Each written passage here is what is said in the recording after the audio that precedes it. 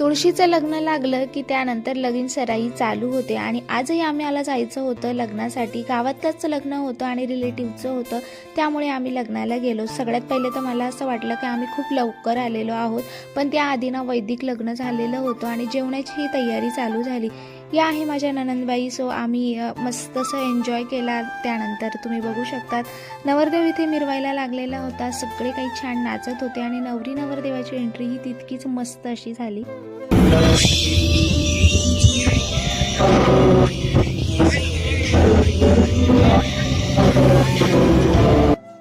लग्नात गेलं की नवीन ट्रेंडिंगनुसार आता प्रत्येक नवरी नवरदेवाची एंट्री ही वेगळ्या पद्धतीने होत असते. सो इथेही तशीच झाली. नवरी नवरदेवाची नवरीच्या नंदेने छान अशी नजर काढली.